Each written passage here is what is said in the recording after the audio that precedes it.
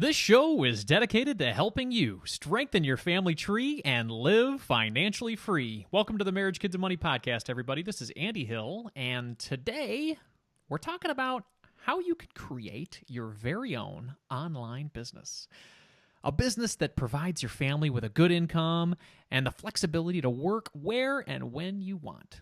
Now, this isn't an overnight thing. You have to work hard, you have to hone your craft, and dedicate years to growing it. But over time, the hard work can pay off big. And in the case of our guest today, like multi-six figures big.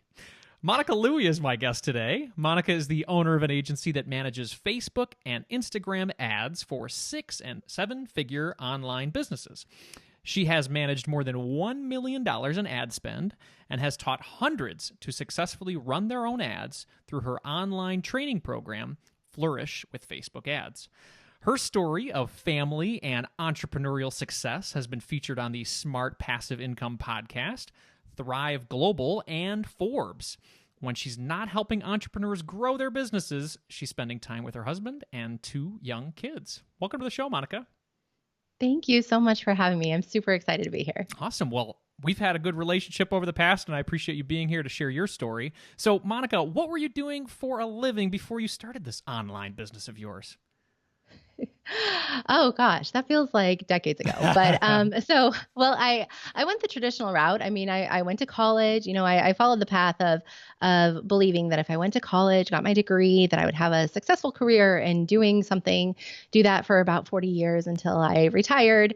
And as I got into my corporate career, I realized that wasn't necessarily the path that I saw for myself long term. I mean, I looked ahead at, my goal initially was to climb the corporate ladder, and I looked ahead at my boss and her manager and the VPs and all of those people, and I realized that I was getting emails from them, late at night during the week, and then all through the weekends. And I looked at their schedules. I knew that they were at the office early and, staying late. And while I was in my 20s and single, I was devoted to growing my career. And then when my husband and I got married and we started planning our family, and when I was pregnant with my son, that's when things started to change. And I realized that there were successful people out in the world who were doing things on their own schedule, on their own terms, had more control over their schedule.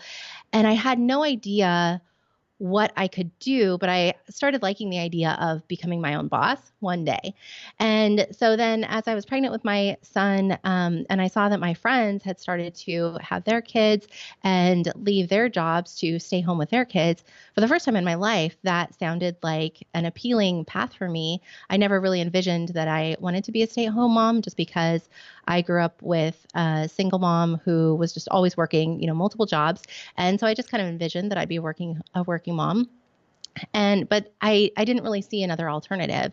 But I did decide that if I was going to leave my job, that I would find some way to bring money in to, help my family financially. And so we ended up, to make that transition. Well, I guess I didn't even say what I did. I was working in retirement plan administration. So I was always working in financial services. I was working in retirement plan administration. So I was started off as an analyst behind the scenes, working on 401k plans and all the requirements there. And then I got into a client-facing role where at one point I had over 100 different clients, and working with the employers, the plan sponsors, and the administration, and managing the administration from that end. And it was a great job. I loved it. But it was very overwhelming. There was always more work than could be done, and I didn't. As I started having my son, that's when, my priorities started to shift. And I knew that I could easily work, 50 plus hours consistently doing that job. But I wanted to have more flexible and freedom over my schedule, some more time as my kids were young, especially, to spend more time with them. So that's what really kind of opened my eyes to becoming my own boss and figuring out what that might look like. Yeah, and as people are making that transition, whether they're thinking of starting an online business or their own business, or just becoming a stay-at-home mom and taking care of the kids, finances are a really important part of that picture. Were there some goals that you guys had as a family in order to get to that point of transitioning into the one income, or one income with an opportunity of growth on the online side? Yeah. So, I mean, it was quite a transition actually, because this was, let's see, so my son was born in 2011. So we were just a few years after, the Great Recession, and some people were still recovering. And so we felt very vulnerable intentionally going from two incomes down to one. So we wanted to make sure that we were putting ourselves in a good financial position in order to do that. And so we started to focus on it when my son was little. I did go back to work full time after my maternity leave. And so we started saving what we could. We paid off our car. So we had that car payment. So we paid that off quickly so we could get rid of that. And then we just started saving. And by the time, oh, and then I ended up going part time at my office, at my job. So that was a good opportunity that helped us kind of ease into, going from two incomes to one and a half incomes, and so that we could kind of see how that could go. So and I really liked that schedule, working part time as well. And I ended up doing that for a year. And then after that year, I was pregnant with my daughter, and my husband had gotten a promotion at that time, or by that time. And we had savings, we had money. So we looked at the numbers. We saw that they aligned, that my husband's, take home could cover our living expenses. We knew we would need to be careful and, mindful. But we figured that, that was a good time to make the transition. So my last day of work was May 1st, 2013. And I was pregnant with our daughter, and she would be born in December of that year. And so I really had the rest of spring and summer and fall to, be a stay-at-home mom and kind of enjoy that life, and, play dates and parks and things with my son. And so it was a great time, and it was a great transition. Yeah, I remember that time for my wife and I too, with two young kids and trying to figure out the whole money situation. What were those conversations like between you and your husband during that time to try to figure it out? Yeah, so we just knew that we would have to be careful. And we looked at the numbers. We were very clear on, what is his after, his bring home pay, and what are our expenses, and what are the ones that are coming up that, like the car insurance we pay every 6 months, and things that we need to kind of plan ahead for. And so we really tried to be mindful of those, but we weren't on like a strict budget or anything at that time. And so really by the end of June though, we noticed that our savings that we had built up had started to dip, and it didn't dip drastically, but we knew that that was the wrong direction. That was not the direction we wanted it to go. And so we ended up, I was like, well, I'm going to figure this out. Like, I don't want my desire to stay home and spend time with my kids to create financial strain for our family. And I know that I can go back to work if I need to, but I really don't want to have to. And so I was like, I come from a financial services background. I love numbers. I love spreadsheets. I was like, I know budgeting needs to be part of this equation. And so I was like, I'm going to dive in and figure out just how people stay afloat on a single income, because I know people do it, and I'm hoping that not everybody's struggling. And so I wanted to dive in. So I started reading books. I started, learning about people who were doing it. And that's where I found that a lot of people like yourself were not just, surviving on a single income, but also paying off massive amounts of debt. And so that really inspired us. There was one story of a family who they had young kids. I think they were on a single income, and they had paid off all of their debt, including their mortgage, in 10 years. And that was so inspiring to me. And so I shared that story with my husband, and we just started talking about what would life without debt be like if we didn't, at that point we were paying, with all of our debt payments, it was over $2,000 a month. It's like we could do so much more with that money if we got rid of the debt, if we just, pushed and hustled, because the time is going to pass anyway. We might as well be working toward this goal that we know can bring, much more freedom and security to our family in the long term. And so we decided that at that point we were 32 years old, and we were going to pay off all of our debt, including our mortgage, by the time we turned 40, because I'm a little bit ambitious. I was like, if those people can do it in 10 years, then we can do it in 8 years and be debt free by the time we're 40. So it made perfect sense. But we didn't even stop to look at, what does that mean that we have to pay extra every single year? Do we even have any kind of room in our budget where we can make that happen? I just knew if other people had done it, other people had pushed through, brought in extra income, got creative, that we could do it. So long story short, in August 2013, we started our plan. And by August of 2015, we'd paid off $120,000 of debt, all on a single middle class income. And that's where I actually started my first blog about our journey, sharing what we were doing, because his coworkers started asking how we were doing it, because they make roughly the same amount that my husband does. And they knew that, I had just left my job. They knew that we were all of a sudden on a single income, but then all of a sudden my husband was sharing our wins and successes and saying how much debt we were paying off and how proud he was of what we were doing. And so that's where I was like, that's it. I can help people. I knew that I wanted to do something that I could help people from home. I could start building a business from it on my own schedule, on my own terms. And I was like, I can help people create their plans to get out of debt. And so that's how I started in the online world. That's incredible. So what did you do at that point to create some sort of business to help people? What was your route? Yeah, so I started with financial coaching. One of his coworkers specifically showed an interest in, saying like, we should do that. We have all this debt, student loans, mortgage, like we have all this stuff, and we make good incomes, but we just feel like, we should be more in control of our money than we are. And so I started working with them, doing financial coaching, and in 18 months, they had ended up paying off, I think, $56,000 of debt. Wow. And so that was really huge, because that gave them more freedom in their careers and the jobs that they were able to choose. And I mean, one is still my husband's coworker, but the other one was able to like go to a much less stressful job, and make decisions around that and how much time she wanted to work. And so anyway, so that's why I started is financial coaching, working hands-on with people. I kind of took my client experience from before and brought that into working with people. And then I started the blog. So in January of 2015, I started my blog, just sharing our story, sharing, my tips. Like we had a really successful garage sale. And so that was one of my blog posts. I really just wanted to help people create their plan to get them, out of debt, and also, just create more freedom. That's incredible. So then how did you pivot from blogging to the Facebook ads business that you have now? Yeah. So, let's see. So I started my blog in January of 2015, and I was following, Pat Flynn and Amy Porterfield, and just learning all I could about building an online business. I wanted to do it the right way. And so from Amy Porterfield, I learned about webinars were a great way to teach your audience and teach more people online in a virtual capacity.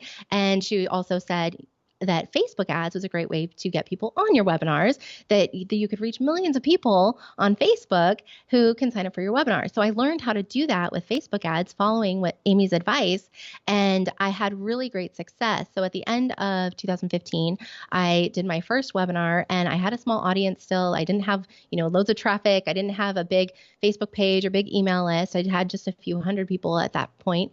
And so I was like, I have an important message to share. I know there are people out there who need to hear this. So I used Facebook ads to reach more people. And I ended up having really great results with my Facebook ads and getting people to sign up for my webinar.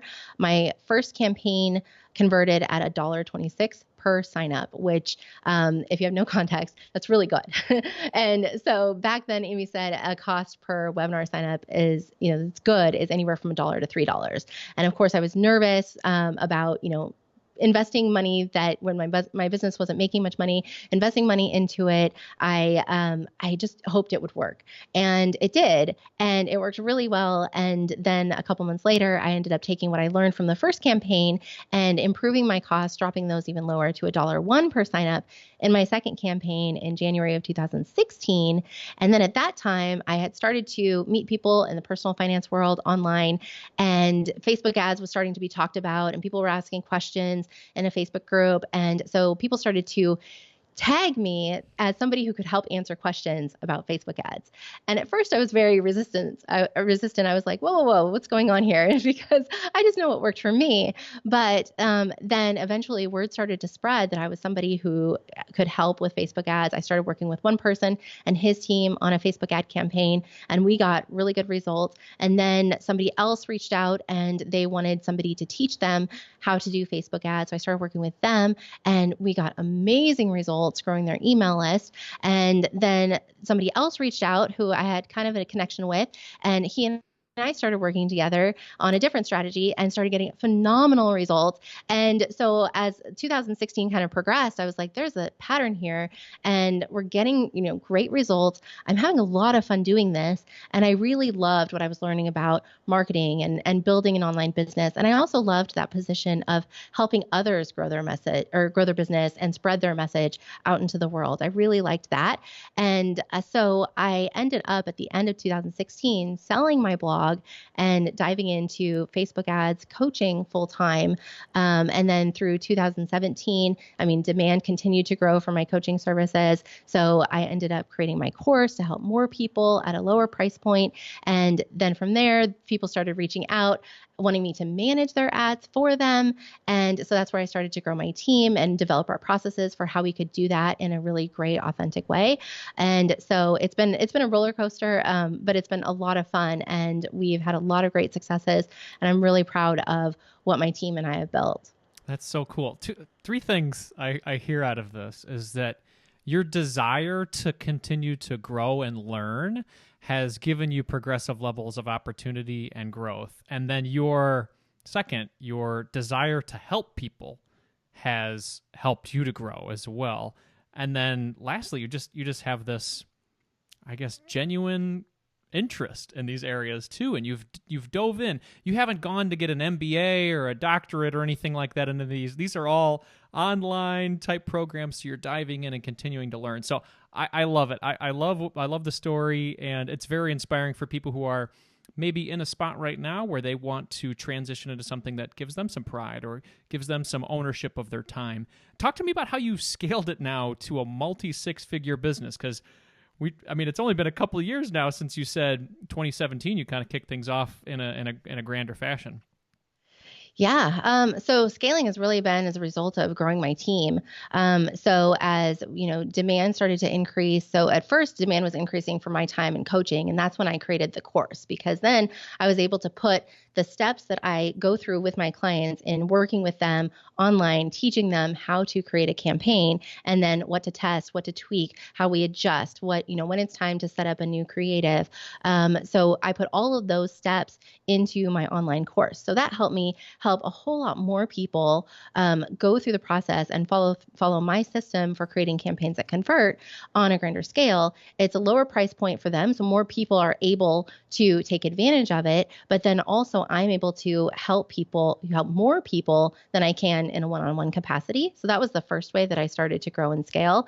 And with that, I still love working with people. So with my VIP program, I do group coaching calls where we dive into people's campaigns. Somebody jumps into the hot seat. We get on Zoom and we share screens, and they, walk me through what they've set up, what they're doing. Sometimes, I'll give them targeting advice. So I'll brainstorm other audiences that they could test that could help lower their costs. Many times we go through what their ad structure looks like now, and then we kind of tweak and tailor and rewrite some of their ad copy. So the copy is the words on the ads that you see. And we go through that, and then they report back in our Facebook group that they are, it's lowered our costs. It was so helpful. They learned a lot, have a lot of new ideas that they can implement. And so I really still love connecting and helping people improve their campaigns. And then as people started reaching out about me managing their ads, that's when I knew I just couldn't do it all myself. So because it was that same month when I launched my program, so it was September of 2017, I went into the month, as a Facebook ads coach, and then I launched my program. So then I was teaching, I was a course creator teaching Facebook ads to, many people now. And then people started reaching out, asking me to manage their ads for them. And these people were at the place in their business where I knew that, they were seven-figure, entrepreneurs. And so I was like, makes sense for you to outsource this part of your business and not to be in the weeds learning it and doing it yourself. But I just knew with everything that I had going on, I needed help. And so one of my coaching clients ended up, she was a coaching client a few months before. She ended up joining my team and helping me. She had been, she caught on quickly when I was coaching her one-on-one. And then she caught on quickly and helped me to develop our processes. She's really strong in process writing. So documenting everything. And then in early 2018, we decided decided to expand our ads team even more and bring on more people. And so from that point on, it's just been always a point of, do we need more people? We're getting more clients. Do we need more people to handle that clients? And we're actually in that phase right now, again, growing, again, bringing on more people to the ads team so that we can take on more clients. How many employees do you have now? Oh, or well, team members for that matter. Yeah, team members. Everybody's an individual contractor. So let's see. On the ads team, currently we have 4 in addition to me, but we're bringing on at least 2 more, and probably into the early new year, we might have an additional 1 or 2. And then on the admin side of the team, we have 1 right now, but it will be 2 very soon. Well, actually, I say 1.5. My husband works like a few hours a month for me as my tech guy. So that's kind of cool that he helped build my first website, my first blog. So he always loves the tech stuff. So he does that, on the side, just a few hours a month to help me out. But I do pay him. So he is technically a team member. Anyway, so I've got him and then 1 other person, but we're going to have another person join the admin team soon as well. That's incredible. So a growth from just you to a team of folks that are creating this business. This is exciting. And I heard you talk about the importance of income diversification too. So you've got a business, but then you found different ways to monetize it. So you've got the course side and you've got the coaching side, and then the people with larger business or small business but need a lot more help. So you're growing your team. So congratulations on your growth today. Can I ask, so you're in 2019 right now. You were working full-time in 2013. How does your income today compared to where you were when you were a full-time employee? Yeah. So actually 2013, I was working part-time. I was part-time at that point. Yes. But actually, so my business income, oh gosh, 5 times my annual income. And of course, I don't keep all of that. I have team members that I pay, and I reinvest a lot into my business because I'm still growing. I'm part of Pat Flynn's High Level Mastermind, so that's a significant expense. And I still, invest in coaching and learning and all of that, and my own Facebook ads. So I reinvest heavily into my business, but the business itself, at least 5x of what I was making. And then, I was acknowledging that in my business bank accounts, because I like to have a lot of savings in my business. So I have savings for when opportunities like going to a conference or something comes up, that matches basically my salary for my, across my, business checking and savings. It matches my salary for when I was full-time in my corporate job. And I know that, looking at the path that I was on, that there would have been no way that I could have brought in this kind of income, made this kind of money and also helped as many people. I felt, in my corporate career, I felt like my opinion, I felt like I had great ideas, but I didn't really feel like, that my opinion really mattered because, I was the worker bee. And now, like, I really love and growing my team, I get to create the company culture, and I'm always asking my team for feedback. And especially when we bring on new people, if you're coming in with fresh eyes and there's something that we're doing that doesn't make sense, or, we can do it a simpler way or streamline it faster way, or, don't need to do it at all, like, please share. So I love creating that culture that I really am building a team of people who are in this with me and building out this vision and making it happen. And we always talk about, to your point, about how I like to help people. That's what we talk about on our team, is that we help people who help people. So it's not just a matter of like, we definitely focus on the numbers. We're very, very data driven about what our cost per conversion is or cost per landing page view and driving those costs down so we can get more results at a lower cost and, vary into the numbers that way. But we're also very mindful of the fact that we're working with these business owners who have a heart for helping others, no matter if it's, helping people with their money or helping people grow their business or whatever it is, like they are touching, thousands, if not millions of lives, with what they do. And we're helping them be successful in doing that. So that's really what we like to focus on. I love it. Well, let's talk about some of the benefits of owning your own business, online business. I take it you work out of your home. Is that right? I do. I'm in my basement office right now. Awesome. If you guys are looking at the YouTube, I know this is podcast too, but if you're looking at the video, you can see Monica's nice little studio area for both her her show as well as the work that she does at home. So can you talk a little bit about the impact as a mother of owning your own business from home? Um, I think it's been great. And I love that my kids get to see me and, they know that I work. We also, so I mentioned basement. I'm in my basement office because I'm downstairs. The rest of the living space is upstairs. And so it's separate enough, but I love that like my commute is walking down the flight of stairs, but it's separate enough where, when they know I'm working, they know not to bother me. They're not knocking on the door. They're not playing right outside the door. So I've got that nice structure. But they are very interested, especially now they're getting older. So they're 8 and almost 6, and they are very interested in what I do. They say multiple times that they want to help me in my business, that they want to work for me. My daughter, she asked for some of my business cards, and she was saying that she's going to help me get clients, and she's going to hand out my business cards. And so I was telling her, if you bring me clients, then I will give you money. And so she wants to help. My son, he has a Chromebook that he works on at school. And so last Christmas, we got him a Chromebook. And so he's like, Mommy, is there something that I can do on my Chromebook to help you? I want to help you. And so they're very interested in what I'm doing. And they don't quite get it around, what a Facebook ad is or Instagram. They don't quite understand what all of it means, but they know that I have clients, that I'm helping people through my business, and I'm making money. And so I love that I'm able to set that example for them, and also piquing their interest in what they could possibly do to help people and to make money as well. So I like that I'm doing that, but I'm also in charge of my schedule, which was a big component for me. So, when I need to go to parent teacher conferences, or my son is singing in the assembly, or, something is happening, I can just schedule that out on my calendar, and I let my team know that I'm out of the office, during this time of day or whatever. Of course, I'm not scheduling client meetings around that time. And so I have that flexibility. And so I can take time off when they have, school, in-service days, or, holidays and things like that. And I really plan that around how I structure my time in my business. That's incredible. Was there a point in time when you started this out and you were so geeked about it that you maybe didn't have the great family schedule going on? Yes, actually, last year I found myself where, I would just work, work, work, work, work. And, as soon as they, get off to school, then I would, dive in and work, work, work. And of course, there's always, more that we can do as entrepreneurs. There's always more that we can do, another step we can take to move our business forward. And so I would work, work, work. My husband, he's the cook in our family. And so he would come home mid-afternoon. He goes to work early, so I'm on kid duty in the morning. And then he comes home mid-afternoon, kind of takes over kid duty, and he'll get dinner ready and everything. And so I would just work until, he'd text me and say dinner was ready at, 6:30.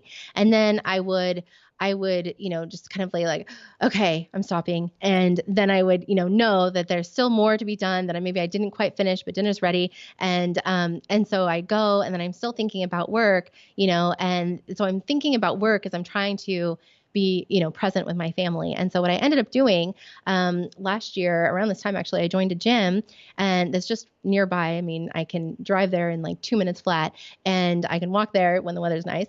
And so it's nearby. And so I ended up scheduling the classes.